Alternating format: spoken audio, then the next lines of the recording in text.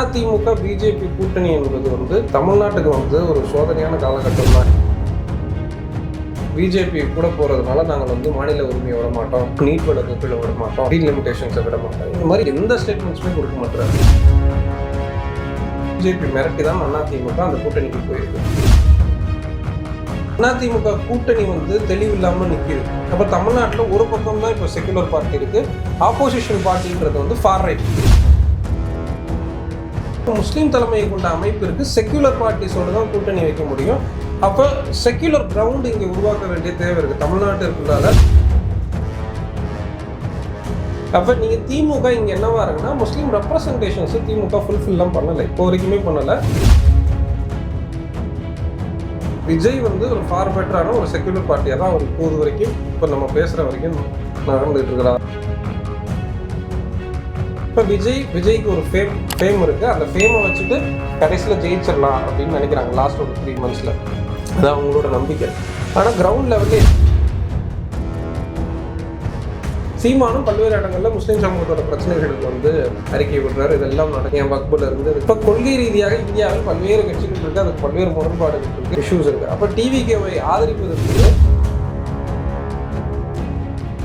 இந்த 80 லட்சம் முஸ்லீம்களுக்கும் சிறைவாசிகள் தான் பிரச்சனை. அதுக்கப்புறம் அவங்களோட கல்வி, வேலை வாய்ப்பு, பொருளாதாரம், அவர்களோட பெண்களோட முன்னேற்றம், இதை பற்றியான எந்த ஸ்கீம்ஸும் இது வரைக்கும் டிஎம்கேவும் அனௌன்ஸ் பண்ணலை, ஏடிஎம்கேவும் அனௌன்ஸ் பண்ணல. கேட்டால் திமுக முஸ்லீம் மக்களுக்கு செய்யக்கூடிய எந்த நலத்திட்டமும் செய்யல, ஆல்டர்னேட் சாய்ஸ் ஒரு பக்கம் இல்லை, அன்ஸ்டேபிள்டாக அப்படி ஒரு பக்கம் பேசிகிட்டு இருக்கோம். அப்போ ஒரு lot of packet of foods இந்த பக்கம் போகுது அப்படின்றதுல அவருக்கு இயல்பாகவே பதட்டம் வருது.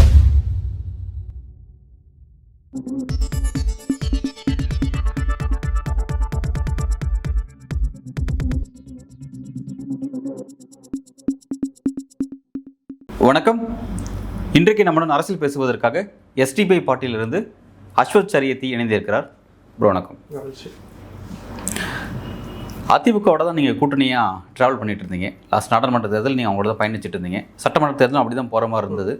பட் திடீர்னு அதிமுக எடுத்த முக்கியமான ஒரு ஸ்டாண்டு, பாஜக நோக்கி நகர்ந்த அந்த ஸ்டாண்டு, இன்னைக்கு எஸ்டிபியினுடைய அடுத்த கட்ட நகர்வு என்ன, எதை நோக்கி நகரும்? ஒருவேளை திமுக நோக்கி நகர்வதாக சில செய்திகள் வந்துட்டுருக்கு. நீங்கள் அதை பாசிபிளாக நீங்கள் உங்களோட அடுத்த கட்ட நகர்வு வரைக்கும் மாநில தலைமை, தமிழ்நாடு மாநில தலைமை போன்ற தீர்மானத்தில் அதிமுக பிஜேபி கூட்டணியை வலுவாக, பிஜேபி கூட்டணியில் இருக்கக்கூடிய தரப்புகளை வலுவாக எதிர்ப்போன்றத தீர்மானம் 4 மிக வெளிப்படையாக எஸ்டிபி கட்சி போட்டிருந்தாங்க. முதல் நாள் அமித்ஷாவும் எடப்பாடியும் சந்திக்கும் போதே கூடா நட்பு கேடாய் முடியும்னு ஒரு ஸ்டேட்மெண்ட் கொடுத்துருந்தாங்க. மறுநாள் தீர்மானங்களில் பிஜேபி கூட்டணியை எல்லா வகையும், பிஜேபி கூட்டணியில் இருக்கக்கூடிய எல்லா தரப்புகளையும் வலுவாக எதிர்ப்போன்றது. அப்போ அடுத்த கட்டம் தேர்தல் வர்றதுக்கு இன்னொரு 1 வருஷம் கிட்ட இருக்குது. அப்போ அடுத்த கட்ட நகர்வுள்ள இதுக்கு மேலே தான் யாரோட. அப்போ அதிமுக பிஜேபி கூட்டணி என்பது தமிழ்நாட்டுக்கு ஒரு சோதனையான காலகட்டம் தான். இது ஏதோ ஒரு 2 கட்சி கூட்டணி போயிட்டாங்க. இப்போ அதிமுக கட்சி தன்னோட கிரெடிபிலிட்டியை மொத்தமாக லாஸ் ஆகிடுச்சு. அதிமுக தலைமையில் அந்த அமித்ஷா போய் உட்காந்துட்டு இருக்கும்போது எடப்பாடி ஒன்றுமே பேசாமல் சைலண்ட்டாக இருக்கிறாரு. அவரால் எந்த ஸ்டேட்மெண்ட்ஸும் இப்போ வரைக்கும் ஒரு 4 நாள் ஆகிப்போச்சு, 3 நாள் ஆகிடுச்சு. இப்போ வரைக்கும் இந்த கூட்டணி குறித்து எடப்பாடி பழனிசாமி அவர்கள் எந்த ஸ்டேட்மெண்ட்ஸுமே கொடுக்க மாட்டார். தெளிவாக நாங்கள் எதனால பிஜேபி கூட போகிறதுனால நாங்கள் மாநில உரிமையை விட மாட்டோம், நீட் வழக்குகளை விட மாட்டோம், அந்த டீலிமிட்டேஷன்ஸை விட மாட்டோம், இந்த மாதிரி எந்த தொகுதி மறுசீரமைப்புலேருந்து எதை குறித்துமே எதுவுமே பேசாமல் இப்போ வெறும் ஓட்டு கணக்கின் வழியாக மட்டும்தான் நீங்கள் பிஜேபியோட கூட்டணி வைக்கிறீங்களா? அதுவும் இல்லை வேற மிரட்டப்பட்டு வைக்கிறீங்களா? அப்போ எல்லாருமே காங்கிரஸ் கட்சியில் கார்த்திக் சிதம்பரத்துலேருந்து எம்பியிலேருந்து எல்லாரும் வெளிப்படையாக ஸ்டேட்மெண்ட்ஸ் வைக்கிறாங்க. பிஜேபி மிரட்டி தான் அதிமுக அந்த கூட்டணிக்கு போயிருக்கு. இப்போ அந்த கூட்டணிக்கு போகிறதுக்கு 2 முரண்பட்ட கட்சிகள் கூட்டணி சேர்றது இந்தியாவில் ஒன்றும் புதுசு கிடையாது. அந்த பக்கம் இவரும் போயிருக்கிறாரு, ஒய்எஸ்ஆர் போயிருக்கிறார், ஜெகன்மோகன் ரெட்டியிலேருந்து எல்லா தரப்புகளும் போகிறாங்க. ஆனால் எந்த அண்டர்ஸ்டாண்டிங்கில் நீங்கள் போய் கூட்டணி வைக்கிறீங்க, அதை மக்களுக்கு விளக்கப்படுத்தணும். நான் ஒரு ஓட்டாக தான் இருக்குது. போன எலெக்ஷனில் 6% தான், 10% ஓட்டில் தான் தோற்று போயிட்டோம், அதனால நாங்கள் இது ஒரு இதுவே கிடையாதுல்ல. ரைட், ஓகே, அதை புரிஞ்சிக்க முடியுது. ஒரு மிரட்டலா இல்லை என்ன நிர்பந்தம் அப்படின்ற மாதிரியான கேள்விகள் கேட்கப்படுது. இன்றைக்கு கூட பலரும் அமித்ஷா அன்றைக்கி மேடையில் பேசுனதை தாண்டி இன்றைக்கி அதுக்கு எதிரான கருத்துக்கள் அதிமுகவே பேசுகிறாங்க. ஓகே, அது அதிமுக சப்ஜெக்ட்ஸ் கவனிக்கிறோம். இப்போ எஸ்டிபி என்ன நீங்கள் அடுத்து உங்களோட அரசியல் நகர்வு என்ன அப்படிங்கிறது பேச வேண்டியது இருக்குது. ஏன்னா இப்போ தாவேக்கோட ஒரு இணக்கம் காட்டுவதாக சொல்லப்படுகிறது. ஏன்னா விஜயுடைய அரசியலும் பார்த்தீங்கன்னா வந்து இஸ்லாமியர்களுக்கு பாதுகாப்பாக இருக்க மாதிரி, இஸ்லாமியோட அரணா தான் இருக்க மாதிரி அவரும் நிறைய முயற்சிகள் அரசியலை காட்டுறாரு. ஸோ வந்து இப்போ அதை நீங்கள் எப்படி பார்க்குறீங்க? இல்லை, இப்போ தமிழ்நாடே ஒட்டுமொத்தமாக வந்து ஏடிஎம்கே இந்த பக்கம் திமுக கூட்டணியில் கம்யூனிஸ்டுகள், விசிகா, மாமக இந்த தரப்புகள் எல்லாம் ஒரு பக்கம் ஒரு அணியில் நிற்கிறாங்க. ஒரு பக்கம் அதிமுக தனித்து விடப்பட்டிருந்துச்சு. அப்போது எஸ்டிபிஐ கட்சி அதிமுகவோட கூட்டணி வச்சாங்க. எதனால கூட்டணி வச்சாங்கன்னா, தமிழ்நாடு செக்யூலராக இருக்கணும், திமுக அதிமுகன்ற பாலிடிக்ஸ் தமிழ்நாட்டுக்குள்ளால இருக்கணும். ஏன்னா அப்போதான் வெல்ஃபேர் பாலிடிக்ஸை தமிழ்நாட்டில் செய்ய முடியும் அப்படின்ற அந்த கொள்கையின் அடிப்படையில் வந்து அதிமுகவோட கூட்டணி வச்சுருந்தாங்க. இப்போ அதிமுக இப்போ பிஜேபியோட ஏன் கூட்டணி வைக்குதுன்னு அதிமுக வெளிப்படையாக சொல்லலாம். ஆனால் எஸ்டிபி அதிமுகவோட கூட்டணி வச்சதுக்கு காரணம் தமிழ்நாடு செக்யூலராக இருக்கும். ஏன்னா 2 செக்யூலர் பார்ட்டிஸ் இருக்கும்போது மட்டும்தான் இந்த வெல்ஃபேர் பாலிடிக்ஸ் தமிழ்நாட்டுக்குள்ளெல்லாம் நகரும். அப்போ இன்னைக்கு வந்து அதிமுகவோட எதிர்காலமே இருக்குமா? அதிமுகவின் கட்சிக்குள்ளாலேருந்து பலரும் வெளியே வந்துக்கிட்டே இருக்கிறாங்க இந்த பிஜேபி கூட்டணியினால. அப்போ இந்த அதிமுகக்குள்ளால் இருக்கக்கூடிய ஒரு தரப்புகள், அந்த உயர் சாதி தரப்புகள் வந்து என்ன பண்ணுறாங்கன்னா, வெவ்வேறு கணக்குகளுக்காக வந்து பிஜேபி கூட்டணியை வந்து நியாயப்படுத்துகிறாங்க. இன்னும் கேட்டால் ஜெயக்குமார் போன்ற அமைச்சர்கள் வந்து போன முறை வந்து என்ன சொல்லியிருந்தாங்க, நான் வந்து அதனால தான் தோற்று போனேன் அப்படின்னாரு. இந்த இடத்துல வந்து நாங்கள் வந்து திராவிட குடும்பம் அப்படின்லாம் வளர்றாரு ஸ்டேட்மெண்ட்ஸை. அப்போ அதிமுக கூட்டணி வந்து தெளிவில்லாமல் நிற்கிது. அப்போ தமிழ்நாட்டில் ஒரு பக்கம் தான் இப்போ செக்குலர் பார்ட்டி இருக்குது. ஆப்போசிஷன் பார்ட்டின்றது வந்து ஃபார் ரைட், பிஜேபியில் இருக்கக்கூடிய தீவிர வலதுசாரி, அவர்கள் சொல்லக்கூடிய பாசிச தரப்புகளோடு அதிமுக கூட்டணியில் இருக்குது. அப்போ தமிழ்நாடு ஒரு செக்குலர் லேண்டாக இல்லாத சுச்சுவேஷன் இருக்குது. அப்போ அதில் எஸ்டிபிஐ மாதிரியான ஒரு முஸ்லீம் தலைமையை கொண்ட முகமது முபாரக் டெல்லியில் வந்து எம்கே ஃபைசின் தேசிய அளவில் இருக்கிறாங்க. அப்போ ஒரு முஸ்லீம் தலைமையை கொண்ட அமைப்பிற்கு செக்யூலர் பார்ட்டிஸோடு தான் கூட்டணி வைக்க முடியும். அப்போ செக்யூலர் கிரவுண்ட் இங்கே உருவாக்க வேண்டிய தேவை இருக்குது தமிழ்நாட்டிற்குள்ளால. இப்போ நாம் யார் தேர்தல் கணக்கில் மட்டும்தான் இந்த திமுகவோட கூட்டணி வைக்க போகிறோமா, இல்லை டிவிகேவோட கூட்டணி வைக்க போகிறோமா, இல்லை இந்த பாசிச அமைப்பு முறையும் இந்த சூழலையும் ஒழிக்கிறதுக்கு நாம் வேலை செய்ய போகிறோமா? தமிழ்நாட்டில் நான் அடுத்த ஆட்சிக்கு வர போகிறது யார்? நேற்று கூட கிருஷ்ணசாமி சொல்கிறாரு ஆட்சியில் பங்கு அப்படின்றாரு. ஒரு எம்எல்ஏ கூட இல்லை ஆட்சியில் பங்கு கேட்குறோன்றாரு. இன்னொரு பக்கம் வந்து ராமதாஸ் வந்து என்ன சொல்கிறாருன்னா, அப்போ இந்த முரண்பட்ட கட்சிகள், பல்வேறு கட்சிகளுக்கு பல்வேறு வழிமுறைகள் இருக்குது, சாதியவாதம் இருக்குது, இது எல்லாம் இருக்குது. இப்போ இந்த இடத்துல ஒரு முஸ்லீம் தலைமையை கொண்ட கட்சிக்கு ஒரு செக்குலர் பார்ட்டி தேவை. அப்போ நீங்கள் திமுக இங்கே என்னவா இருக்குன்னா, முஸ்லீம் ரெப்ரசன்டேஷன்ஸை திமுக ஃபுல்ஃபில்லாம் பண்ணலை, இப்போ வரைக்குமே பண்ணலை. திமுக கூட்டணியில் இருக்கக்கூடிய தரப்பு 2 எம்எல்ஏ சீட்டை தாண்டி திமுகவிலே கூட முஸ்லீம் ரெப்ரசன்டேஷன் சுத்தமாக இல்லாமல் இருக்குது. அப்போ இந்தியா முழுக்க இதுதான் சிச்சுவேஷன். இப்போ வரக்கூடிய தேர்தலில் காலகட்டங்களில் விஜய் ஒரு பக்கம் இருக்கிறார், இன்னொரு பக்கம் நாம் தமிழர் கட்சி இருக்குது, இன்னொரு பக்கம் நீங்கள் கேட்டதை விட நாம் தமிழரும் டிவிகேவும் ஒன்று சேருமான்னு கூட அந்த விவாதங்களும் போயிட்டு இருக்கலாம். பல பேர் நாம் தமிழரும் இந்த கூட்டணி என்டிஏல வந்து இனியும் பாஜக இனியும் அப்படிங்கிற மாதிரி பேசி, அது நயினா நாகேந்திரன் அந்த பக்கம் கால் பண்றாரு, நீங்க வந்து இந்த பக்கம் வாங்க அப்படின்றாங்க. அண்ணாமலை வந்து நயினா நாகேந்திரன் வந்து சீமான் மட்டும் கால் பண்ணல, ஃபியூச்சரில் விஜய்க்கு கூட கால் பண்ண வாய்ப்பு இருக்குது அப்படிங்கிற மாதிரி விஷயங்கள் போயிட்டு இருக்கு. இல்லை, இன்னொரு பக்கம் வந்து டெல்லியில் வந்து பிஜேபி கவர்மெண்ட் வந்தோன்னா, நேற்று குட் ஃப்ரைடே வெள்ளிக்கிழமை அந்த குருத்தோலை அந்த இதை எடுத்துகிட்டு போகக்கூடாது அப்படின்னு டெல்லியில் பிஜேபி கவர்மெண்ட் வந்து அந்த ஊர்வலத்தை வந்து எடுத்துகிட்டு போகக்கூடாது அப்படின்றதெல்லாம் போன வாரம் இருக்குது. அப்போ இந்தியா முழுக்க கிறிஸ்துவர்கள் மீதான தாக்குதல் ஒரு பக்கம் இருக்குது, முஸ்லீம்கள் மீதான தாக்குதல் ஒரு பக்கம் இருக்குது. அப்போ நீங்கள் விஜய் வந்து ஒரு ஃபார் பெட்டரான ஒரு செக்யூலர் பார்ட்டியாக தான் அவர் இப்போது வரைக்கும், இப்போ நம்ம பேசுகிற வரைக்கும் நகர்ந்துகிட்டு இருக்கிறார். அதில் பெரியார், அம்பேத்கர் எல்லாத்தையும் முன் வச்சு தான் அவர் பேசிக்கிட்டு இருக்கிறாரு. அப்போ அந்த இடத்துல அவர் இனிமே ஆட்சிக்கு வந்து, ஏன்னா அது கட்சியாகவே இருக்குதான்றது ஒரு கேள்விக்குறியாக தான் இருக்குது. ஏன்னா விஜய் தரப்பு வந்து, ஏன்னா அவர் படம் முடிச்சதுக்கப்புறம் தான் கிரவுண்ட் லெவலில் இறங்குவோம் அப்படின்லாம் சொல்கிறாங்க. அப்போ அந்த கட்சிக்கான ஒரு ஸ்டெபிலிட்டின்னு ஒன்று இருக்குது. ஒரு கட்சியை நாம் அளவிடுவதற்கு அந்த கட்சியில் மாவட்ட பொறுப்புலாம் யார் யார் இருக்கிறா, அந்த மாவட்ட பொறுப்பில் இருக்கிறவர்கள் உள்ளூர் அளவில் என்ன வேலை செய்கிறாங்க. இப்போ விஜய்க்கு ஒரு ஃபேம் இருக்குது, அந்த ஃபேமை வச்சுட்டு கடைசியில் ஜெயிச்சிடலாம் அப்படின்னு நினைக்கிறாங்க லாஸ்ட் ஒரு 3 monthஸில். அதான் அவங்களோட நம்பிக்கை.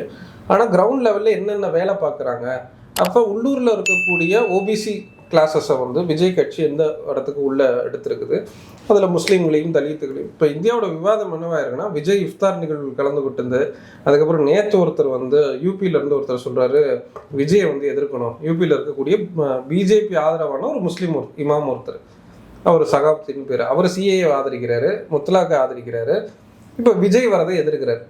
இதே ஆர்கியூமெண்ட்டை விஜய் இஃப்தார் நிகழ்வு கலந்துக்கிட்டதை இந்த தரப்பும் வந்து எதிர்த்தாங்க. யார்? திமுக தரப்பும் வந்து விஜய் வந்து நாடகம் நடிக்கிறார், யார் நாடகம் நடிக்கிறார் எல்லான்றதுலாம் நமக்கு வந்து மனசுக்குள்ள தெரியும். விஜய் ஒரு ஃபேமான ஒரு ஆக்டர், அவர் வராரு, கட்சி தொடங்கினதுக்கப்புறம் இஃப்தார் நிகழ்வு கலந்துக்கிறார். இப்போ இந்த வருடம் மட்டுமே 3 நிகழ்வுகள் தமிழ்நாடு முதல்வர் மு க ஸ்டாலின் வந்து கலந்துக்கிட்டார் இஃப்தார் நிகழ்வு. இது வரைக்கும் அவ்வளவு நிகழ்வுலாம் கலந்துக்கிட்டதில்ல. திமுக இது வரைக்கும் இவ்வளவு நிகழ்வு அந்த ஒரு மாதம் ரம்ஜான் மாதத்தில் அவ்வளவு அன்பில் மகேஷ் கலந்துக்கிறார், உதயநிதி கலந்துக்கிறார், சேகர் பாபு கலந்துக்கிறார், எல்லாம் இஃப்தார் நடந்துக்கிட்டே இருக்கும். அப்போ இந்தியாவின் அரசு ஏன் ஒரு பயம் வந்துருச்சுங்களா? இல்லை புரியல, எதனால் இந்த அளவுக்கு திமுக இந்த அளவுக்கு இம்பார்ட்டன்ஸ் கொடுக்குறாங்க? எப்படி இதனால் வரை இல்லாத இம்பார்ட்டன்ஸ் இப்போ கொடுக்குறாங்க? என்ன இல்லை, இந்தியாவின் அரசியல் இன்னைக்கு முஸ்லீம்களை சுற்றி தான் இருக்குது. ஆனால் முஸ்லீம்கள் பேசு பொருளாக இல்லை. முஸ்லீம்களை யார் ஒரு பக்கம் பிஜேபி முஸ்லீம்களை எதிரியாக சித்தரிக்குது, இன்னொரு பக்கம் செக்யூலர்னு சொல்லக்கூடிய காங்கிரஸ், திமுக போன்ற பார்ட்டிகள் நாங்கள் உங்களோட இருக்கிறோம், ஃப்ரெண்ட்லியாக இருக்கிறோம்னு சொல்கிறாங்க. ஆனால் நம்மளோட ஆர்கியூமெண்ட் என்ன, நீ எங்கிட்ட ஃப்ரெண்ட்லியாக இருக்கிறன்னு தான் சொல்கிறியே தவிர அதுக்கு மேலே எதுவுமே பண்ண மாட்டேறியப்பா, எனக்கு அந்த ரெப்ரசன்டேஷன் கொடுக்க மாட்டேற, நீ ஃப்ரெண்ட்லியாக இருக்கிறன்னு எல்லா வார்த்தையெல்லாம் வாயில நல்லா இருக்குது, ஆனால் எனக்கான ரெப்ரசன்டேஷன் உங்கள் பார்ட்டியில் எதுவும் கிடையாது, என்ன ஒரு மினிஸ்ட்ரி போஸ்ட் கிடையாது, உள்ள அரசு நிர்வாகங்களில் முஸ்லீம்கள் இல்லை, எல்லா வகையிலையும் முஸ்லீம்கள் மற்றமையாக்கப்பட்டிருக்கிறாங்க. அப்போ இந்த சுச்சுவேஷன்ஸில் முஸ்லீம் ஓட் பேங்க் ஒரு லார்ஜ் பேக்கெட் உள்ளே வந்துடும். அதனால வந்து விஜய் ஒரு பக்கம் பேசுகிறாரு, திமுக ஒரு பக்கம் பேசுகிறாங்க, நாம் தமிழர் சீமானும் ஒரு பக்கம் பேசுகிறாங்க. அப்போ நீங்கள் வந்து நாம் தமிழர் சீமானே வந்து நிறைய முறை வந்து என்ன சொல்லுவாருன்னா, எனக்கு முஸ்லீம்கள் கிட்ட நான் பேசுகிறேன், ஆனால் அவங்க யாருமே எனக்கு ஓட்டு பண்ணுறதில்ல.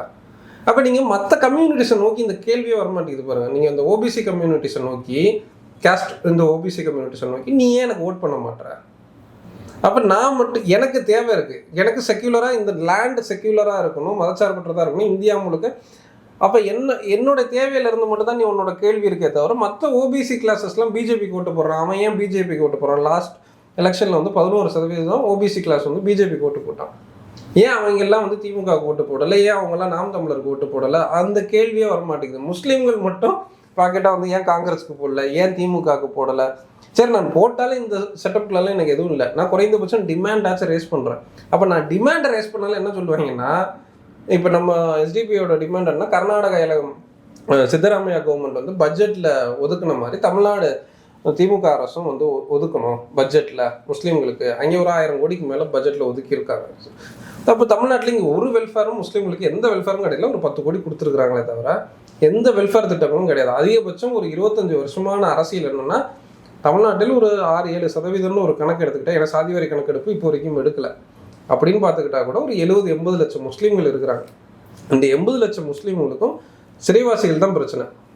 அதுக்கப்புறம் வந்து அவங்களோட கல்வி, வேலை வாய்ப்பு, பொருளாதாரம், அவர்களோட பெண்களோட முன்னேற்றம், இதை பற்றியான எந்த ஸ்கீம்ஸும் இது வரைக்கும் டிஎம்கேவும் அனௌன்ஸ் பண்ணலை, ஏடிஎம்கேவும் அனௌன்ஸ் பண்ணல. கேட்டால் வந்து ரம்ஜான் டைமில் நோன்புக்கு வந்து அரிசி கொடுத்தோம், அதாவது அந்த அரிசி கொடுத்தோம், அதை தாண்டி நாகூர் தர்காவுக்கு வந்து சந்தனக்கட்டை கொடுத்தோம்.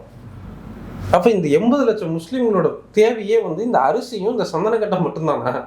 அப்போ இந்த வேற எதுவும் இல்லை. அவங்க கல்வி ரீதியாக மேம்பாட்டுக்கு என்ன, வேலை வாய்ப்புக்கு என்ன? இப்போ நீங்கள் ஒரு தலித்களுக்காச்சும் வந்து குறைந்தபட்சம் இந்த கான்ஸ்டியூஷனுக்குள்ளால இந்த தனி தொகுதிகள் இருக்குது, ஒரு 42 இருக்கிறாங்க இப்போதைக்கு. அப்போ இது தனி தொகுதிகள் மாறிக்கிட்டே இருக்குன்னு வைங்களேன். அப்போ உறுதி செய்யப்பட்டது. அப்போ இந்த கான்ஸ்டியூஷனுக்குள்ளால நான் விளிம்பு நிலையில் இருக்கிறேன். அப்போ நான் வந்து இந்த ஏற்கனவே இங்கே இஸ்லாமோஃபோபியா இருக்குது, இஸ்லாமோஃபோபியா மிக தீவிரமாக கக்கப்படுது. அப்போ நான் இங்கே இருந்தாலும் என்னால் ஜெயிக்க முடியாத, என்னால் வாய்ப்புகள் இல்லாத ஒரு சூழலுக்குள்ளால தான் இருக்கிறேன்.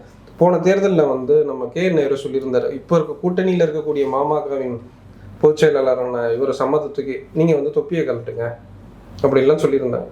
இப்போ அப்போ அந்த இடத்துல ஏன் முஸ்லீமா யார் நீங்கள் நின்று அன்பு நின்னாலும் சரி, அஸ்வத் நின்னாலும் சரி, அதே கிரீன் இங்கில் தான் சைன் பண்ண போகிறோம். சட்டம் வந்து புதுசு கிடையாது. அப்போ இந்த சிஸ்டம்குள்ளால நான் விளிம்பு நிலையில் இருக்கிறேன். அப்போ என்ன உன்னோட இன்க்ளூசிவாக எடுத்துக்கணும். அது டிஎம்கே ஆர் காங்கிரஸ் இல்லை டிவிகே இன்க்ளூசிவாக எடுத்துக்கணும்னா நீ எனக்கான ரெப்ரசன்டேஷன்ஸை வழங்கணும். இங்கே இருக்கக்கூடிய சனாதான இந்த இஸ்லாமோஃபோபியா அரசியலுக்கு எதிராக பேசணும். இன்க்ளூசிவாக ஒரு உன்னோட பார்ட்டியில் இல்லை இந்த கவர்மெண்ட் சிஸ்டமில் இன்க்ளூசிவாக என்னை உள்ளே எடுக்கணும். அடுத்த வேலை நீ வந்து இந்த ப்ளூரல் பாலிட்டிக்ஸை பேசணும். இது எதையுமே பேசுறது கிடையாது. அப்போ இந்த கிரவுண்டில் எஸ்டிபி வந்து யார்கிட்ட கூட்டணி வைக்க போகுதுன்னு நீங்கள் கேள்விக்கிறீங்க. இப்போ கூட்டணி வந்து இங்கே இருக்கக்கூடிய ஓபிசி இன்ட்ரெஸ்ட்டுக்கு வந்து யாரோட கூட்டணி வேணாலும் மாறி மாறி வச்சுக்கலாம். அதிமுகவுக்கு வந்து எந்த சூடு சொரணை இல்லாமல் கூட போயிட்டு பிஜேபியோட கூட்டணி வைக்க முடியும். எஸ்டிபியால் ஒரு காலத்தையும் முடியாது, அது மாமகவால் முடியாது, முஸ்லீம் லீக்கால முடியாது. அப்போ அந்த ஓபிசி இருக்கக்கூடிய அவர்கள் நினைக்கக்கூடிய கட்சிகளுக்கு பிஜேபியோட திமுகவும் பிஜேபியோட இருந்துட்டு நாங்கள் வந்து இல்லைன்னு சொல்லலாம்.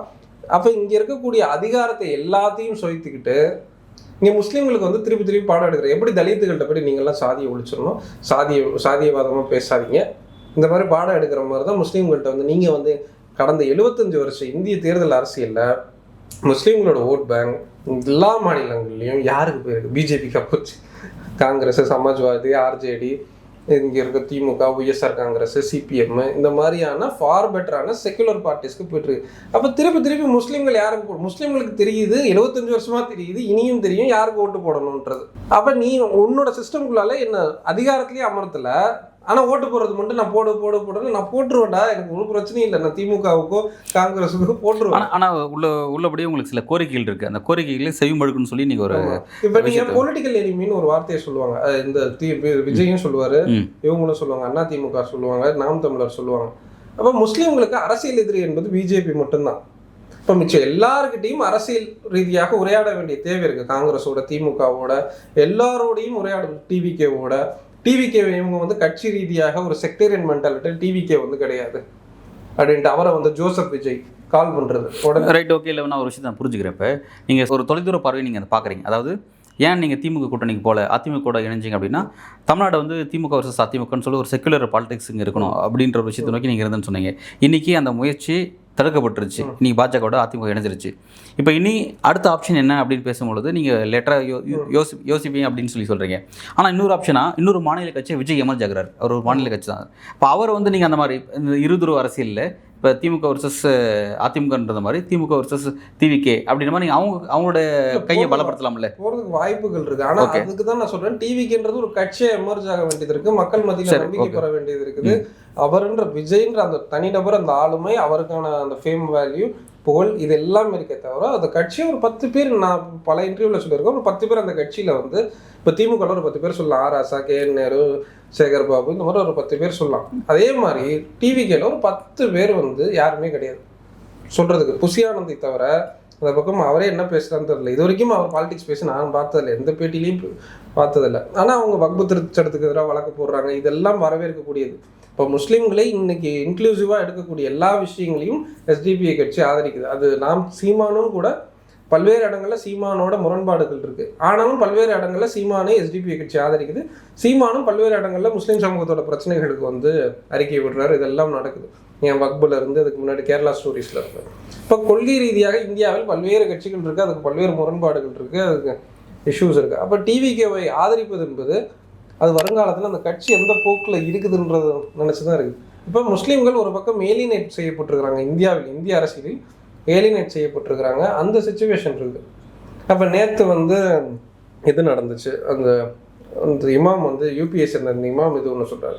இன்னொரு பக்கம் இங்கே இருக்கக்கூடிய யூடியூப் ஊடகங்களில் சில திமுக ஆதரவான ஊடகங்கள் என்ன சொல்கிறாங்கன்னா, முதல்ல எடுக்கும்போதே ஜோசப் விஜய், அப்போ வந்து இந்த சிவாஜி கிருஷ்ணமூர்த்தியிலேருந்து, அதுக்கப்புறம் போஸ் வெங்கட்லேருந்து திமுகவை ஆதரிக்கக்கூடிய தரப்புகள் எல்லாருமே ஏன் அந்த வார்த்தையை குறிப்பிட்டு மென்ஷன் பண்ணுறாங்க? அவர் ஜோசப் விஜய் தான், அதில் மாற்றுறதுக்கு ஒன்றும் இல்லை.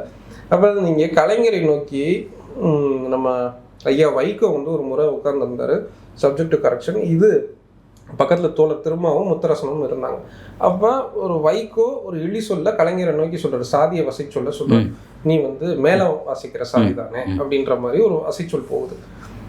இப்போ அந்த சாதியை நோக்கி ஒரு கொஸ்டின் வைக்கிறாங்க. அந்த வசைச்சொல்லா நாம் இது எடுத்துக்கிறோம், ஆனால் வந்து அந்த சாதியை குறிப்பிடுறாரு. அப்போ இங்கே மதத்தை அந்த ரிலீஜியஸ் ப்ரொஃபைலிங்னு சொல்லுவாங்க. இப்போ நீங்கள் அப்துல் கலாம் வந்து அமெரிக்காவில் வந்து சோதனை செய்தார்கள் அப்படின்றதெல்லாம் இருக்குல்ல. இப்போ ரிலீஜியஸ் ப்ரொஃபைலிங் ஒரு பெயரின் வழியாக, வெளி அங்க தோற்றங்களின் வழியாக. அப்போ இங்கே கிறிஸ்துவ வெறுப்பு இந்திய சமூகத்தில் இருக்குது. அப்போ நீங்கள் வந்து முஸ்லீம் வெறுப்பு இந்திய சமூகத்தில் இருக்குது, ஆல்ரெடி நிலவுது. இப்போ நீங்கள் அந்த வெறுப்பை தூண்டுறீங்களா? அப்போ எச்ராஜா சொல்கிறதுக்கும் நீ ஏன் விஜயா தான், நான் சின்ன வயசுலேருந்து படம் பார்க்குறது விஜய் படத்தை விஜய் படமாக தான் பார்ப்போம், அஜித் படத்தை அஜித் படமாக தான் பார்ப்போம். பின்புலம் யார் இருக்குது என்னன்றதெல்லாம் பெருசாக மக்களுக்கு தெரியாது. அங்கே எங்கேயும் இருக்கும், ஒவ்வொரு சாதிக்காரன் வந்து அஜித் படத்துக்கு தென் மாவட்டங்களில் ஒரு குறிப்பிட்ட சாதி ஓட்டும், விக்ரம் படங்களுக்கு ஓட்டுவாங்க, இந்த மாதிரி நடக்கும்னு வச்சுக்கோங்களேன். ஆனால் விஜய் இந்த காலகட்டத்தில் ஜோசப் விஜய்னு சொல்ல வேண்டிய தேவை ஏன் வருது?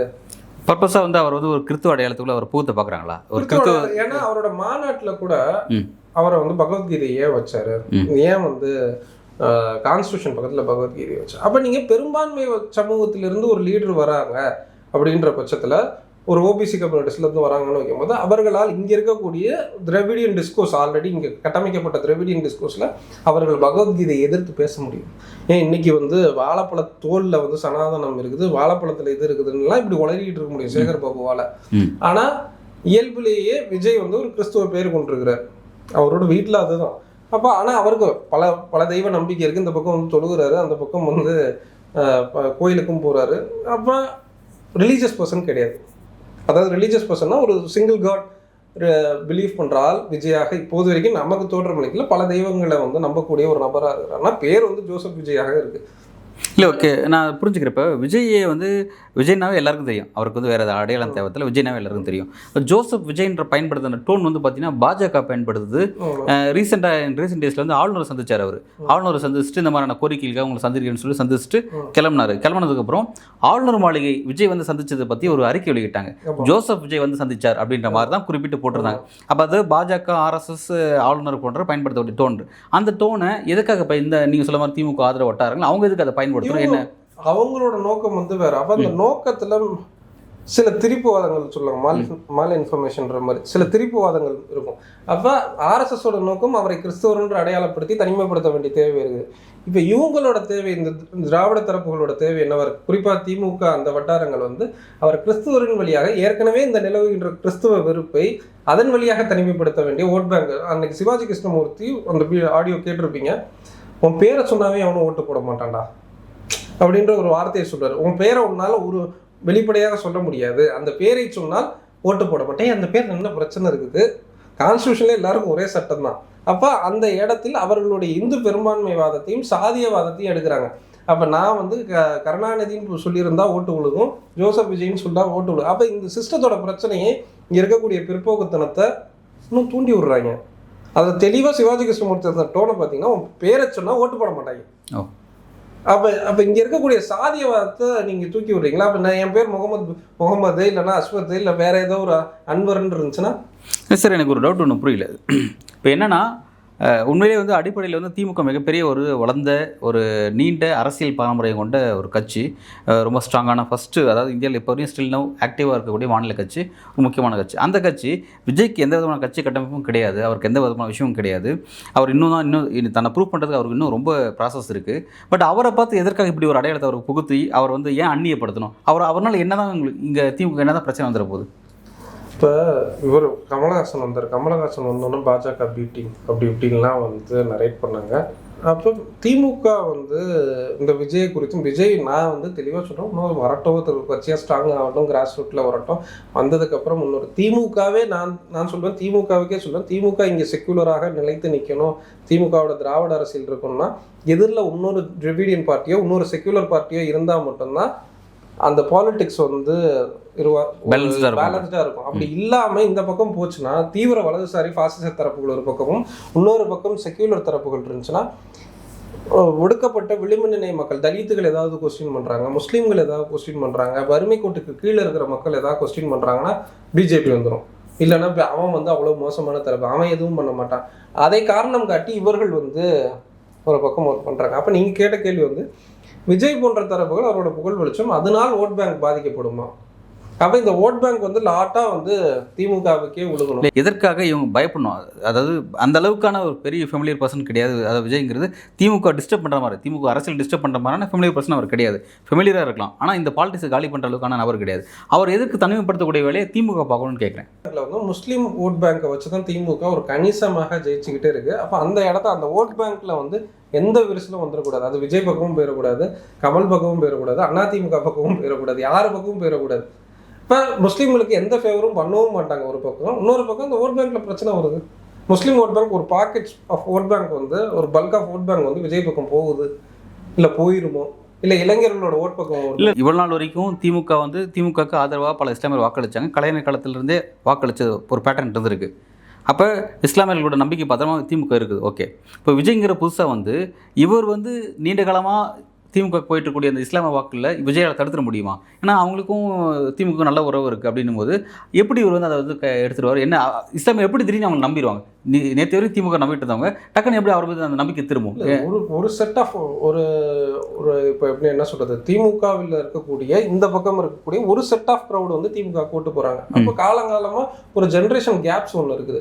இப்போ திமுகவை வெறுக்கக்கூடிய ஒரு முஸ்லீம் ஜென்ரேஷன் ஒரு பக்கம் இருக்கு. திமுகவில் இருந்து அந்நியப்பட்ட திமுக எதுவுமே செய்யலை, 90களுக்கு பிறகு எதுவுமே செய்யலை, திமுக பிஜேபியோட போயிருக்கு, திமுக வந்து முஸ்லீம் மக்களுக்கு செய்யக்கூடிய எந்த நலத்திட்டங்களும் செய்யலை, ஆல்டர்னேட் சாய்ஸ் ஒரு பக்கம் இல்லை, நாம் தமிழர் சீமான் பக்கமும் ஒரு பக்கம் போக முடியாது, அவர் மாறி மாறி இப்படி பேசி அன்ஸ்டேபிள்டாக இப்படி ஒரு பக்கம் பேசிகிட்டு இருக்கிறோம். அப்போ ஒரு lot of packet of oats வந்து இந்த பக்கம் போகுது அப்படின்றதுல அவர்களுக்கு இயல்பாகவே பதட்டம் வருதுல்ல, பதட்டம் பிரச்சனை.